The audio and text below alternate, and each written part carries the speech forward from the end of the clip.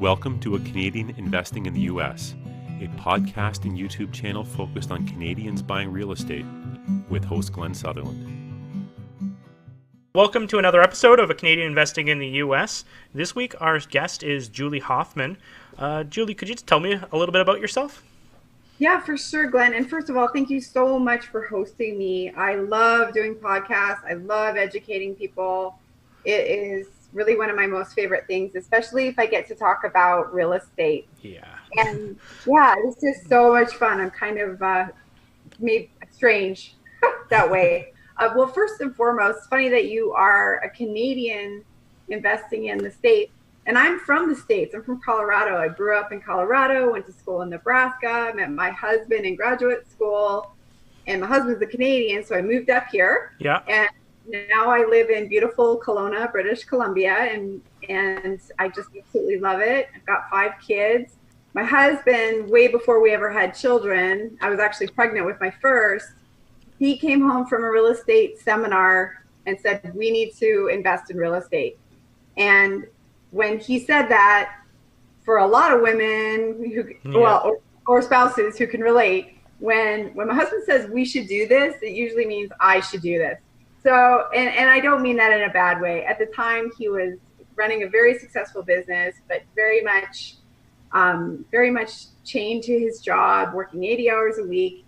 And he knew real estate would help him progress. So I tackled it, and I ended up having a real knack for it. So within a couple of months, we bought 3 rental properties. And then I had my daughter, and everything changed. So this is back 2002. Had my little girl, suddenly did not care about how many years I went to school, which is the equivalent of 10 years of university. I have a doctorate in physical therapy. Everything went out the window. I wanted to spend as much time with my little girl as possible, and I knew real estate investment would help me to do that.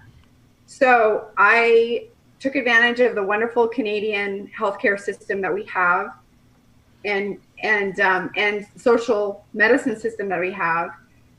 And I took a year off. Oh, beautiful. Yeah, and I was able to go on maternity leave. And during that time, I bought 12 more properties. What? Yeah, it's really crazy, and that's what I do. That's what I tend to do. I have 5 kids. I'm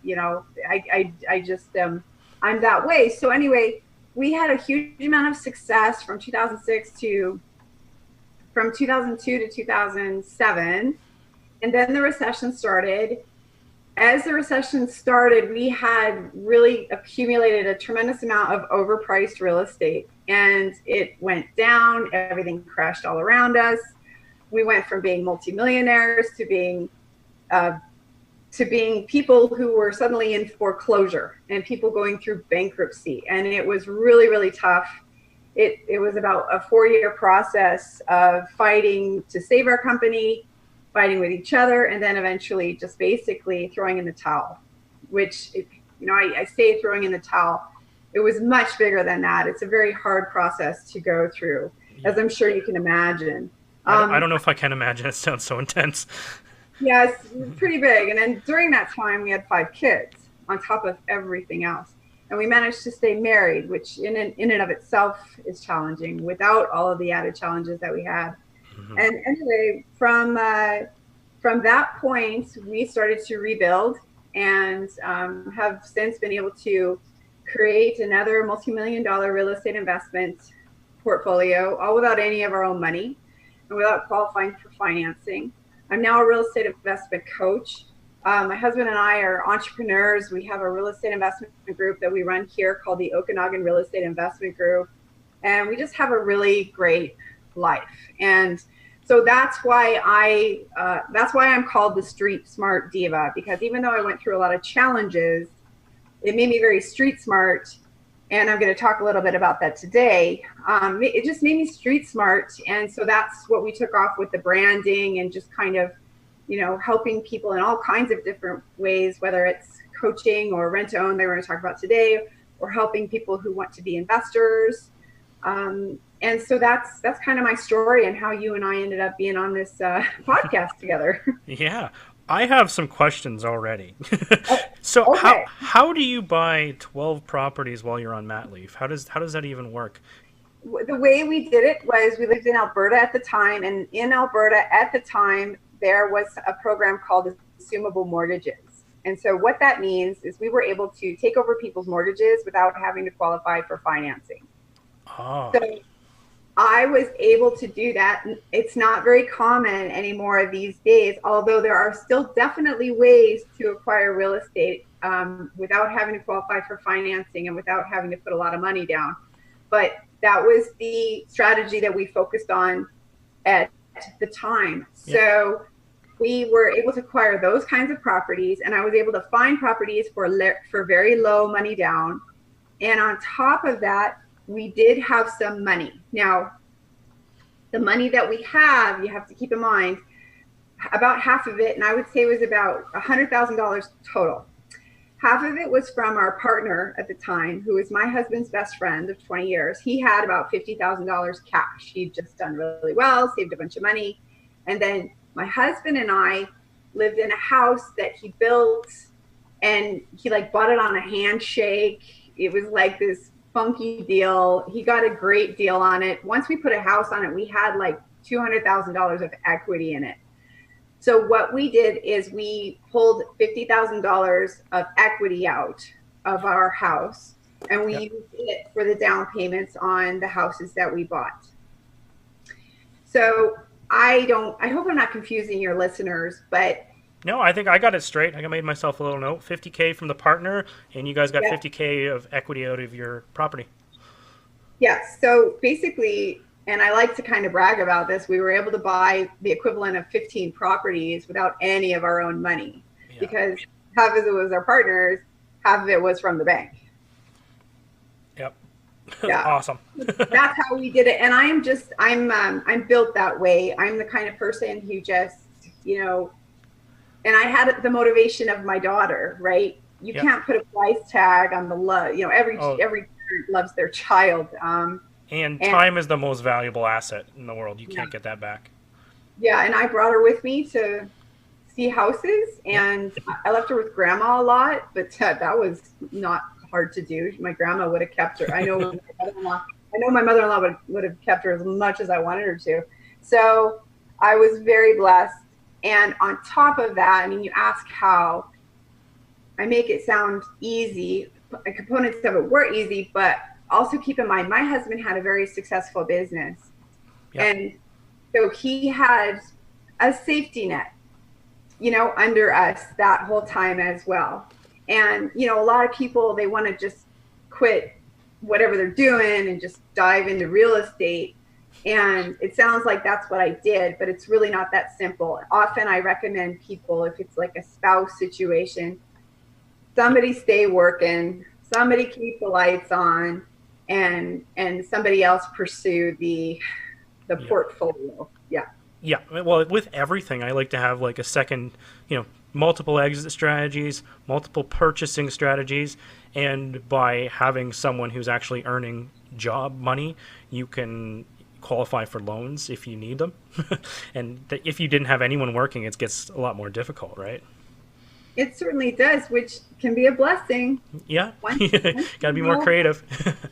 Once you know how to create money, create opportunities, then the sky is the limit. There is no limit. So that was how you did it the first time. When you did it the second time, did you do the same strategy? Did that system still exist? No, that system did not still exist. And another great question. Actually, it had been pretty much closed, that program. It wasn't really a program. It was just the kind of something that all banks in Alberta allowed, until a bunch of scumbags ended up using it and abusing it. And, these kind of properties were going into foreclosure. So the banks tightened up their system, which was a smart thing to do. Yeah. And when I started over, it was actually very interesting, because up to that point I had a tremendous amount of experience. I was still in a networking group, much like the real estate investment group that I run now. And I was out there talking about my story telling my story, you know, just kind of sharing with people, here's where I'm at. I don't know exactly how I'm going to fix it, but I'm still going to keep trying. And so I actually had a lot of people approach me because of my experience who needed help. So I moved out to Kelowna, and I'll give you a perfect example. A guy I had met through a networking group that I belong to called me and he said, I invested in this property and now the girl has ghosted. I have no security. I don't know where my money's going to go, and I know she's in trouble. So I found her. Yeah. I said, hey, what's going on? And she's like, I don't know what I'm going to do. She just, you know, she was like pregnant with her second kid from a different guy. Not that there's anything wrong with that, but she was like in trouble, ready to move, ready to let this property go. Yeah. And I was just like, don't do that. Let me help you. So what I did is I basically did a lease option. I lease optioned her property. And I said, I'm going to make your payments. I'm going to make sure the taxes are paid. I'm not going to give you any money because it's not even worth what the debt is on it right now. Yeah. But I'll give you this amount of money someday. And she said, okay, whatever. Just don't let me go into foreclosure. And because my parents are on the mortgage, just, you know, make sure this gets taken care of. So I did. So she went her merry way to Saskatchewan from Kelowna. Can you imagine? My God. Anyway, she just did what she had to do. I took over a property. I rented it out. I made sure everything was paid. I made sure it was looked after. And when it came time for me to actually buy it, it was actually worth about $80,000 more than what I had agreed to pay her for it. Awesome. And when I bought it, yeah, it was phenomenal. When I finally bought it, I used somebody else's credit to buy it. So I had this great property that I'd already owned. It was cash flowing. It was worth a lot of money. And we're in a really, really tight rental market here in Kelowna. So, I mean, it was a really good real estate investment opportunity. So I was able to keep the property, get new financing on it, get her paid out, get her mortgage paid off. It took 5 years, but doesn't matter. I never had to put any money down. I never had to put any money into the property. And then I never qualified for financing on it. So it was a really wonderful. And so that kept happening. That kind of thing kept happening. Okay. And then, so if you're doing these lease options, like what's the risk to a lease option? Is there any way that they could try to challenge this at the end when you're trying to actually pay them out, that they might be like, no, I want more money? What risks are involved? Well, that's certainly a risk if you don't do it right. Yeah. You have to have all kinds of paperwork in place, agreements, initials, everything very, very clearly laid out. And so you got to remember, up to that point, I had been through so much, including legal issues for months and months, like literally years. I knew how to protect myself and to make sure she couldn't basically screw me out of the deal. So how did you learn to do that? Did you take a course on it, or did you use like a lawyer when you were doing it, or how'd you learn that? I had a lawyer, actually. I definitely had a great lawyer, but I would want to do all kinds of creative deals all along the way. Yeah. During our successes, during our challenges. And I ended up having this one lawyer. He said, listen, a contract is a contract. You draw it up the way you want it to sound. I'll tell you what needs to be added so that it's legal. Yep. And then if we can register it on title to secure you, we will. If nothing else, we have it on file. So I learned how to do a lot of things just by doing them, by making mistakes, and then by getting feedback from my lawyer, who admittedly, he taught me a lot. Yep. And protecting yourself is not difficult. It is not difficult at all, but you've got to take certain steps in order to make sure that you're protected, so that everybody's protected. Okay, one last question before we jump into the rent-to-own stuff.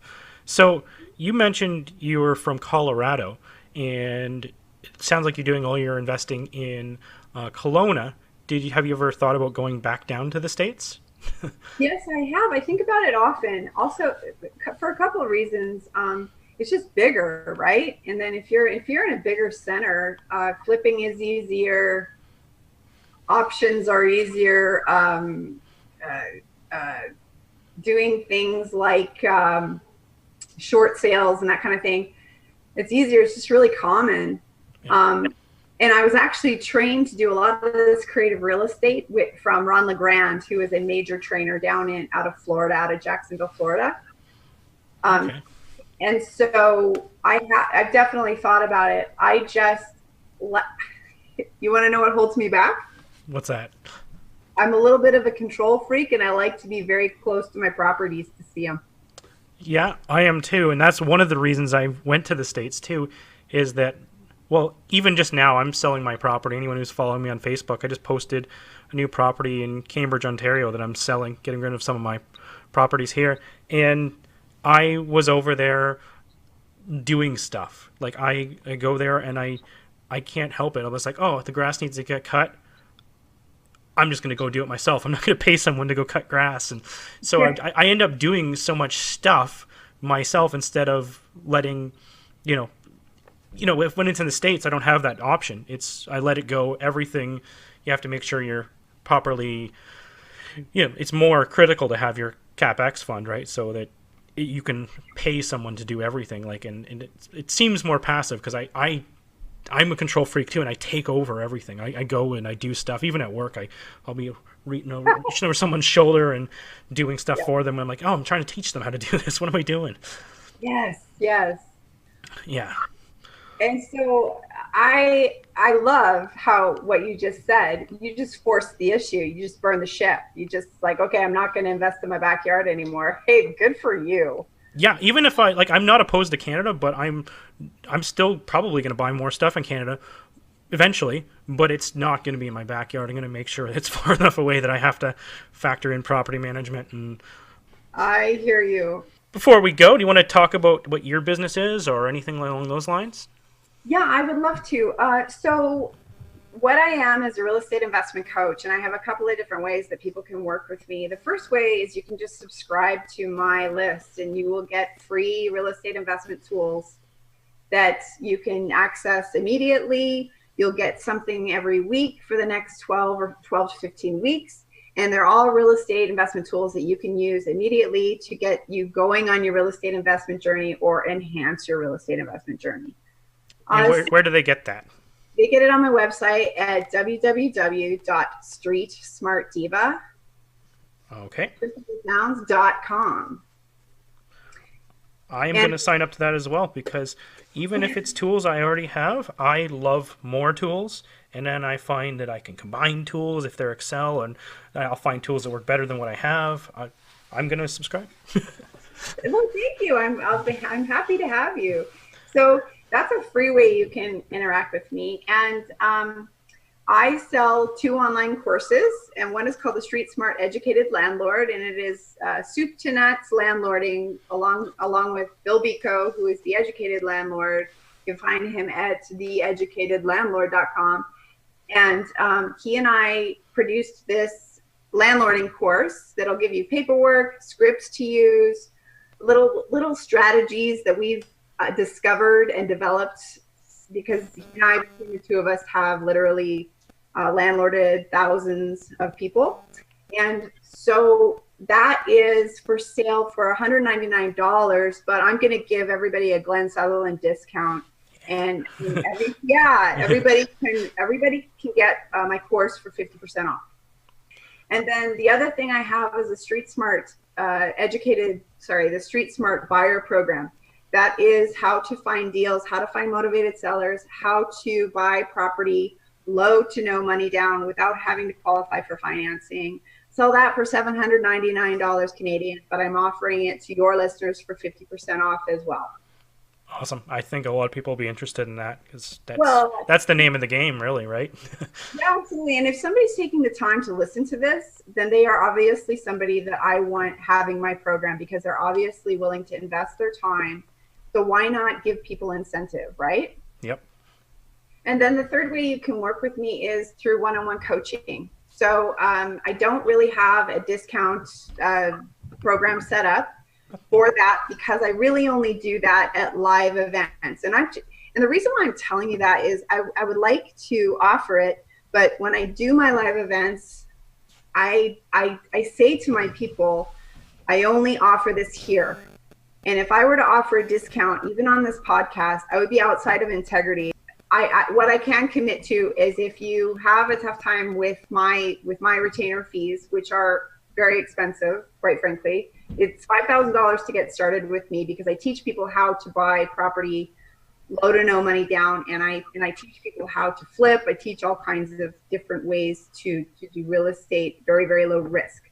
So if you decide, I will say this, I will work with you if money is an issue, and I can commit to that. So I hope that's fair, Glenn. That is fair. No, it is fair. I totally appreciate that. Is there anything else we want to add before we close this off?